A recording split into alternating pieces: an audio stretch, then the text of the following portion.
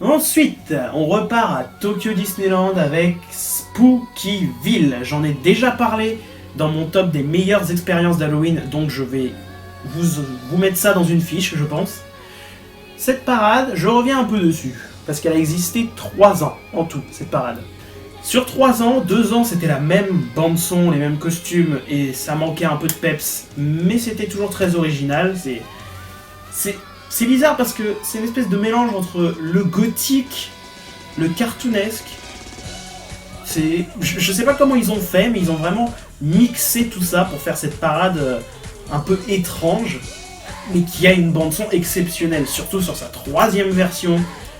Là, c'est à ce moment-là que la parade a brillé, et c'est celle que j'ai découverte en premier d'ailleurs. Mais malheureusement, cette version, c'était la dernière, car à l'époque, je ne savais pas que tous les 3 ans, Tokyo Disneyland change de saison, change de thème. Ce qui fait que du coup, on s'est retrouvé avec Halloween Harvest, qui était certes bien, mais j'y reviendrai plus tard, il y avait des défauts. Je pense que vous devriez aller voir la vidéo parlant de Spookyville, parce que j'analyse la parade un peu plus en détail, mais je vais lui trouver certains défauts quand même.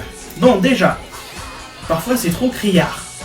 Venant de Tokyo Disneyland, c'est un peu drôle de dire ça, mais parfois c'est vraiment trop fluo, flashy. Voilà. Ensuite, les personnages, c'est que la bande à Mickey.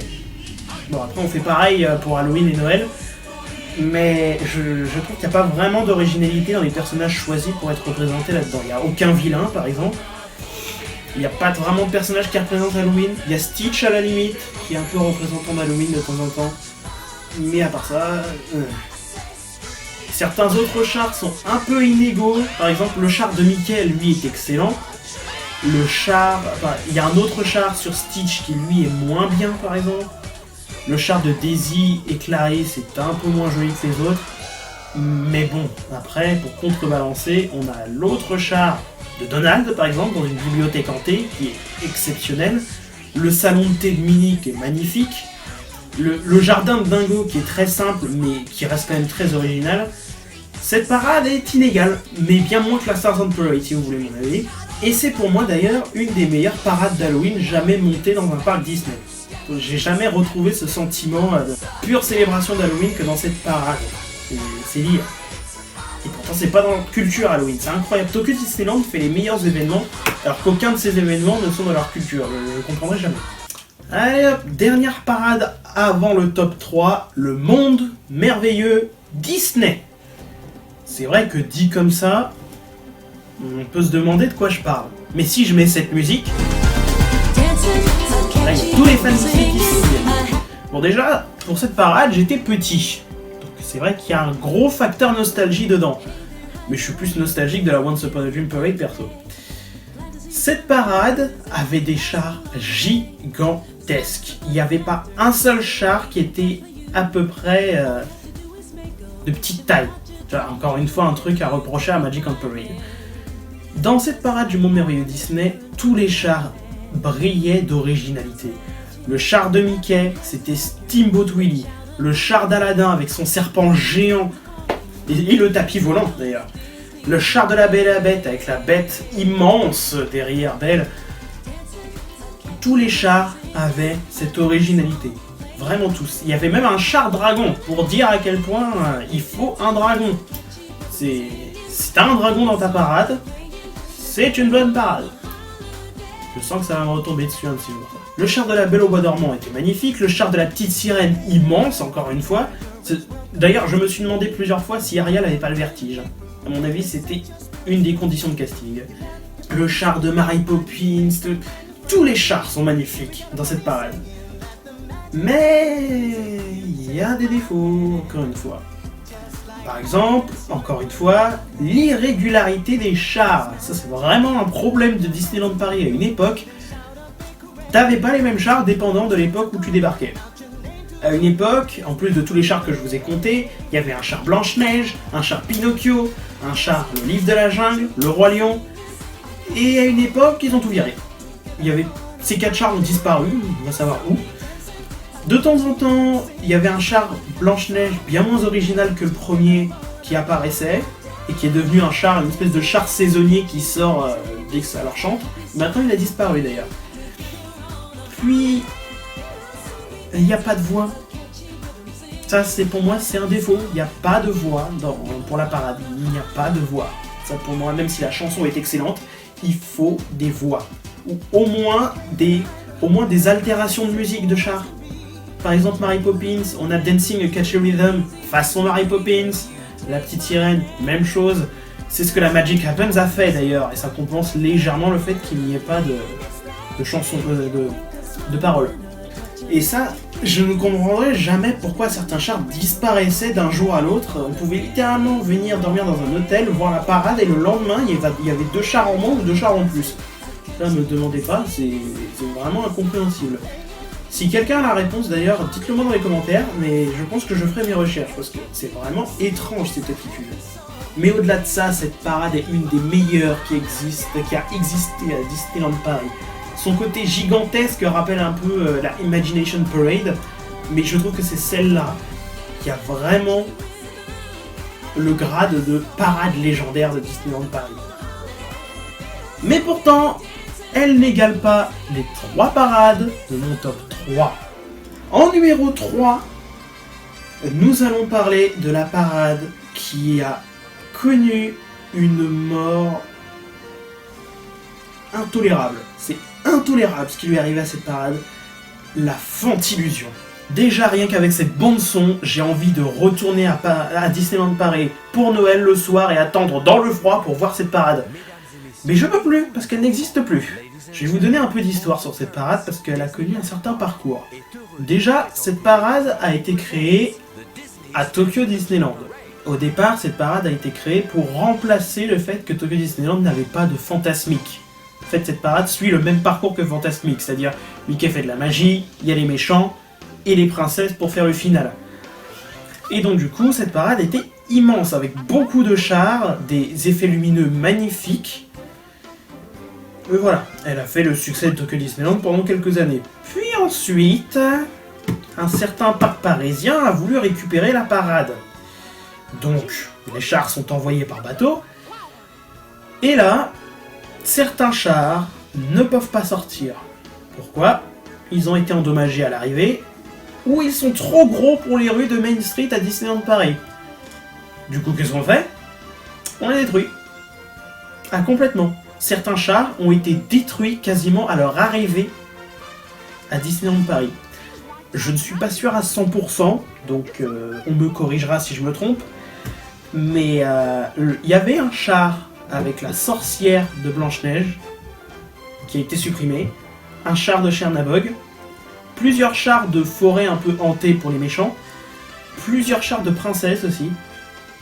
Mais après, ce qu'on a reçu à Disneyland Paris n'était pas de mauvaise qualité. Au contraire, ça restait une parade vraiment magnifique.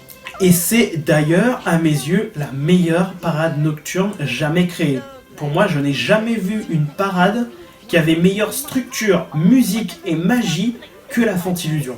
Parce que la Paint the Night, un peu trop pop, Spectromagique, un peu trop longue, Main Street Electrical Parade, j'ai déjà dit pourquoi elle me plaisait pas, Dreamlight, c'est quasi la même chose. Donc qu'est-ce qui restait ? La Fantillusion.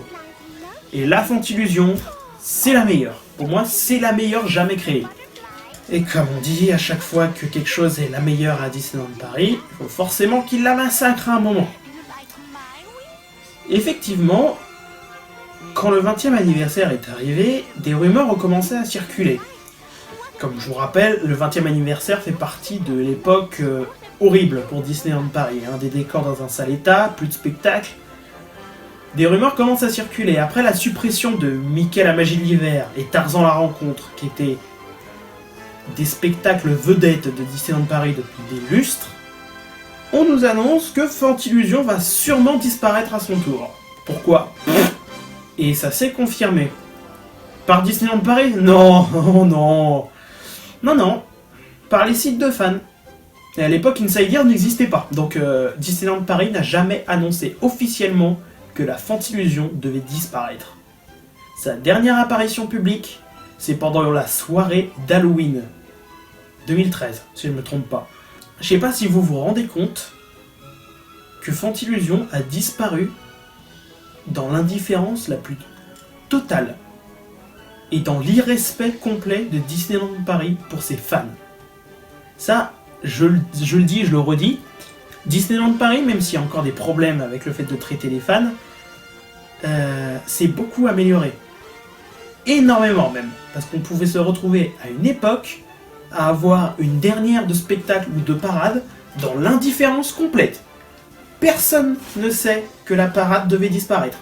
Disneyland Paris ne l'a pas annoncé, ça n'a fait que des fuites. Ce qui fait que du coup, 2012 était la dernière vraie année où la Fantillusion s'est performée.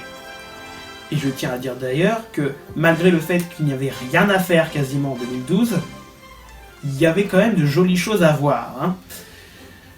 L'été 2012 est pour moi d'ailleurs la dernière année où il y avait des choses intéressantes à faire l'été à Disneyland Paris avant l'arrivée de la saison du Roi Lion l'année dernière. Parce qu'il y avait Tarzan la rencontre, qui était revenu exceptionnellement pour le 20e anniversaire, Fantillusion le soir, puis Disney Dreams. Et ça pour moi, Fantillusion Disney Dreams c'était vraiment le duo gagnant. Mais apparemment pour les cast members c'était vraiment galère à gérer parce qu'il fallait faire reculer les gens pour la parade, les faire réavancer pour Disney Dreams. Une grosse galère. Sauf que Fantillusion n'a même pas eu la chance d'être exporté autre part, car Disneyland Paris a complètement démantelé les chars, détruit les chars, pour récupérer les châssis et créer la parade de Noël, la parade d'Halloween. Et même si j'aime la parade d'Halloween, comme je l'ai dit, perdre Fantillusion pour des parades qui défilent peu et avec peu de chars, c'est presque triste. C'est vraiment triste parce que Fantillusion était vraiment une des meilleures parades jamais créées. Et elle a fini d'une manière misérable, sans annonce. Tous les fans n'ont plus qu'à la pleurer, c'est incroyable. Bon, il y a eu des rumeurs de son retour, plusieurs fois même. Mais bon, ça s'est jamais confirmé. Donc on se retrouve avec pas de parade nocturne. Donc je pense qu'on peut encore s'asseoir longtemps avant d'avoir une parade du standing de Fantillusion. Surtout avec la Paint the Night. Ça montre que le côté magique de Fantillusion commence à se perdre chez les Imagineers, donc peut-être qu'un jour quelqu'un aura une bonne idée. Mais il faut lui trouver quelques défauts. Alors, déjà, le stop show de Fantillusion. Le stop show est excellent, mais très inégal dépendant sur quelle unité on tombe. L'unité de Mickey, par exemple, c'est pas tip-top. C'est juste les chars qui changent de couleur et 2-3 personnages qui apparaissent par magie. Le char des vilains, c'est la meilleure partie. Parce que le char de Maléfique se transforme en dragon, le char de Jafar se transforme en serpent géant, et Ursula devient immense. Et d'ailleurs, dans la version Tokyo Disneyland, la méchante reine se transformait en sorcière géante. Voilà. Ensuite, les princesses, qui a déjà un peu plus d'attrait que la bande à Mickey, la partie Mickey au départ. Mais ça reste bof, quoi. Ça reste bof, c'est surtout des boules à facettes qui donnent l'impression de poussière d'étoiles un peu partout. Ensuite, parfois il n'y avait pas de stop show, ça pour moi c'est un gros point noir. Si tu proposes une parade, tu proposes la même parade à chaque fois. Tu n'enlèves pas les stop shows dès que ça te chante. Ça, non, ça c'est pas possible. Et ensuite, il n'y a pas assez de chars.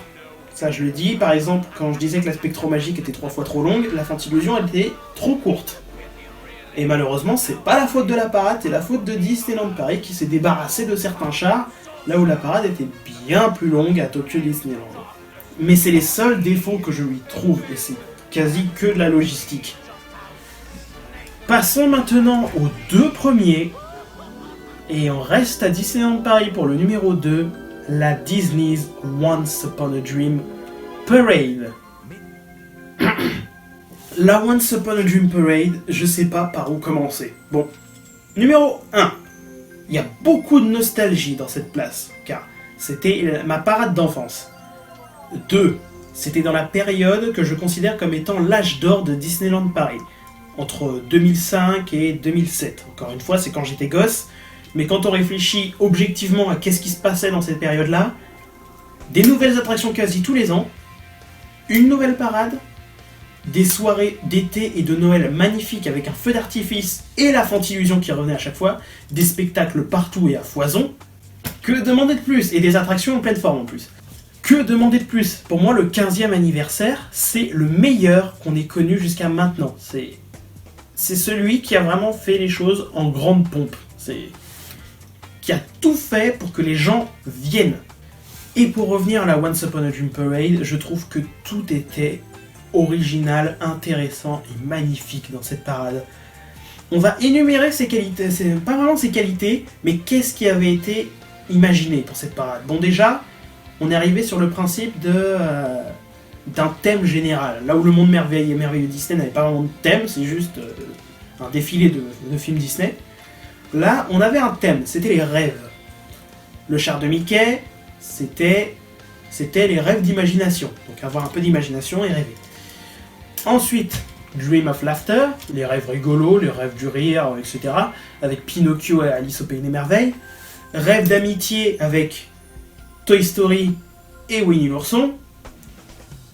Rêve de fantaisie, mais je me souviens pas du titre exact, avec Peter Pan et Mary Poppins. Char d'ailleurs qui a été démantelé pour créer un des chars de Pirates et Princesses. Rêve de pouvoir avec les méchants. Et ça, c'est un des meilleurs chars de la parade. Et ça faisait longtemps qu'on n'avait pas eu des méchants dans une parade. Rêve d'aventure avec le Roi Lion et le Livre de la Jungle. Pareil, un char qui a été démantelé et refait pour Jungle Book Jive, mais qui était vraiment magnifique à l'époque. Avec son animatronique de Pumba, son animatronique de Simba. Bon, c'est plus des marionnettes, mais voilà. C'était un char vraiment magnifique. Et ensuite, rêve de romance, avec 2 chars pour les princesses, et des chars qui étaient vraiment très beaux à regarder. Et finalement, la parade se termine. Mais la parade n'avait pas que ces magnifiques chars, il y avait aussi des odeurs. Chaque char avait un parfum. Et ça, pour moi, c'est incroyable. J'ai jamais revu ça d'ailleurs. Chaque char avait un parfum particulier. Par exemple, c'était Bulle de savon pour Mickey. Les rêves de romance, c'était la rose. Je crois que c'était une espèce de soufre ou de lavande pour les méchants. Ce que je sais, c'est que je supportais pas l'odeur. Enfin bref, des parfums. C'est incroyable. Je crois qu'il y avait une odeur de miel pour Winnie l'ourson. Des parfums dans une parade. Il fallait y penser, pour l'immersion. C'est dire. Mais au-delà de ça, le choix des films est certes peu original, mais c'est ce qu'il fallait. C'était vraiment un melting pot de plein de choses à la fois, moderne, pas moderne. La musique qui a des paroles est juste magique. C'est la bande-son la plus magique que j'ai jamais entendue dans une parade Disney. C'est la Once Upon a Dream Parade, a toutes les qualités d'une parade Disney classique. C'est tout ce qu'il faut pour réussir sa parade. Il y a tout. Les princesses, Toy Story, Mickey et ses amis, il y a tout. Cette parade, c'est vraiment la meilleure des meilleures pour Disneyland Paris. C'est la plus magique que j'ai vue, et même en la revoyant quelques années plus tard, ça reste la plus magique de toutes. Mais, il faut lui trouver quelques défauts. Bon, avant les défauts d'ailleurs, je tiens quand même à souligner à nouveau le char des méchants, qui est exceptionnel, avec son Chernabog géant au-dessus, Maléfique en costume de flamme, Hadès, bon Hadès c'est dommage que ce soit un robot, la marionnette de Scar et d'Ursula qui sont impressionnants. Voilà, on passe aux défauts. Certains chars sont moins originaux que d'autres. Par exemple, Toy Story Winnie l'ourson, c'est censé être un livre ouvert géant, bon comme quasiment tous les chars d'ailleurs. Je le trouve pas si joli que ça. Trop petit, trop serré. Ensuite, romance. Romance, même si les chars sont très jolis, le premier char, tu te demandes à quoi il sert.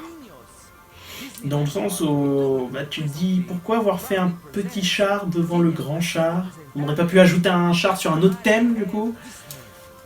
De toute façon, ça c'est plus de la logistique pour Disneyland Paris, mais c'est même pas un défaut de la Once Upon a Dream Parade, mais le char des méchants qui a disparu. C'est pour la Magic on Parade ça, mais le char des méchants a été retiré. C'est un des meilleurs, et il a été retiré au profit de rien du tout, parce que en fait j'ai l'impression que pour les Imagineers, avoir des méchants, ça plombe l'ambiance en fait. Ce qui est pas le cas. Les gens aiment les méchants. Bon, les enfants peut-être moins, mais les gens aiment les méchants. il faut en mettre dedans.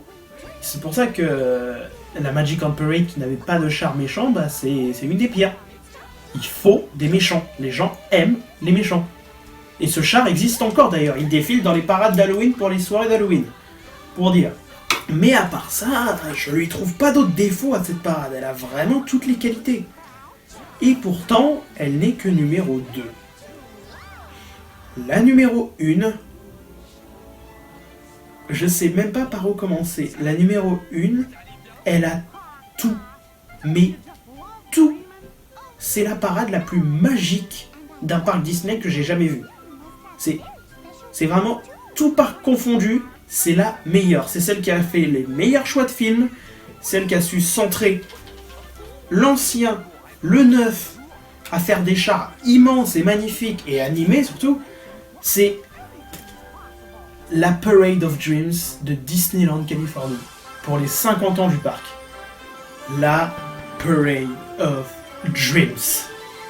C'est pour moi la meilleure parade, tout parc confondu. La meilleure qui a été créée à ce jour. Je vais vous expliquer pourquoi. On va faire char par char, en commençant par le char d'ouverture avec tous les magiciens Disney. La fée bleue, Merlin, Marelle la bonne fée, les 3 fées de la Belle au bois dormant, avec un chat qui représente un train doré, avec clochette au-dessus. Déjà, on a une très bonne entrée en matière. Puis ensuite, ça commence à exploser avec la Belle et la Bête, qui est déjà très beau, qui ressemble un peu comme si c'était une terrasse du château de la Bête. Et autour, on a Big Ben, Lumière et Mrs. Samovar en forme d'animatronique qui parle en plus. Car oui, tous les chars ont des paroles, en plus d'avoir une bande-son exceptionnelle. Déjà, ça commence bien. Ensuite, nous avons Pinocchio avec un Geppetto géant qui contrôle Pinocchio qui est accroché à ses fils. Sur ce char, tout bouge. C'est incroyable. Et d'ailleurs, Gédéon et Grand Coquin sont présents eux aussi. Je le souligne parce que chez nous, je trouve qu'ils apparaissent pas assez, alors que Pinocchio et Geppetto sortent tous les jours. Ensuite, nous avons la petite sirène et là, pareil, le char est exceptionnel, immense, et un Sébastien qui parle et qui est un animatronique aussi, ce qui est... Et là, on arrive au meilleur char de la parade, ou en tout cas le plus impressionnant, le char d'Ursula. Je vais vous mettre des images. Regardez-moi ça. Ursula est immense, son animatronique est ultra réaliste, ça en est presque terrifiant, c'est incroyable. Elle parle, évidemment, mais c'est impressionnant la taille de cette Ursula. Et c'est pour moi d'ailleurs la meilleure apparition d'Ursula, tout parc confondu maintenant. Parce que même dans l'attraction La Petite Sirène, elle est moins réaliste que ça. C'est dire. Ensuite, on enchaîne avec Alice au Pays des Merveilles, qui est tellement une bonne idée. Je vous explique pourquoi. Toutes les représentations d'Alice, souvent, c'est un peu décalé, bizarre, etc. Sauf que celui-là, c'est littéralement une table pour prendre le thé, rebondissante. C'est pour moi la meilleure idée qu'on a eue pour Alice au Pays des Merveilles. Littéralement, une table pour prendre le thé, où il y a des trampolines au centre, où les acteurs peuvent s'amuser à aller dans tous les sens. C'est vraiment une bonne idée. Je trouve que c'est vraiment une très bonne idée. On enchaîne ensuite avec le Roi Lion, qui représente le rocher du lion avec un animatronique de Simba dessus, bon, qui est moins impressionnant que le nôtre pour le coup, mais qui est quand même très joli. Le char est très long, en soi, il est très très long. Et il y a beaucoup de références dedans, il y a un Pumba qui dort, il y a Zazu, Rafiki, Timon. C'est un char vraiment très beau à regarder.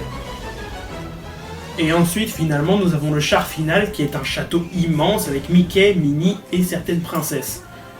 Et Dingo en bouffon du roi. J'adore son costume, donc je voulais le mentionner. Cette parade a aussi un stop show d'ailleurs, qui est pareil. La musique est digne des meilleures parades Disney. Elle est un peu pop, c'est vrai, mais elle est exceptionnelle. C'est vraiment magique.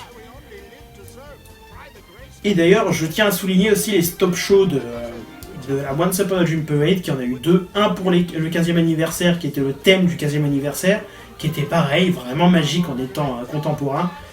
Et le second, un peu moins bien pour le Festival des Moments Magiques, où c'était plus de la participation avec les enfants, mais voilà, ça mange pas de pain.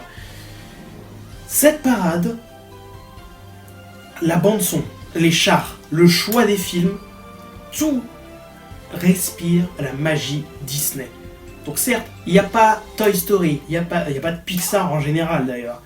Il n'y a que des classiques Disney. Il y a des classiques, bon, de ma génération surtout. Les années... Bon, moi c'est plus les années 2000, mais les années 90, mes préférés. Donc c'est vrai que je suis un peu biaisé là-dessus, mais... Tout est excellent dans cette parade, je trouve. Tout. J'arrive même pas à lui trouver vraiment de vrais défauts, parce que je trouve que tout est bon dans cette parade. Tout est bon, la bande-son est magnifique, les personnages sont magnifiques, ils sont parfaitement choisis. C'est la magie Disney au maximum, cette parade. On peut pas faire mieux. Malgré toutes les parades originales, même la Dreaming Up dont je parlais, personne n'a réussi à faire mieux que cette parade pour moi. Ça reste la meilleure. Meilleure bande-son, meilleur char. C'est impressionnant. Donc voilà, la Parade of Dreams de Disneyland Californie est la première parade de mon top des meilleures parades. Mais bon, vous me connaissez. Je peux pas vous laisser sur autant de positifs. On va maintenant faire mon top des pires parades Disney. Amusons-nous un peu.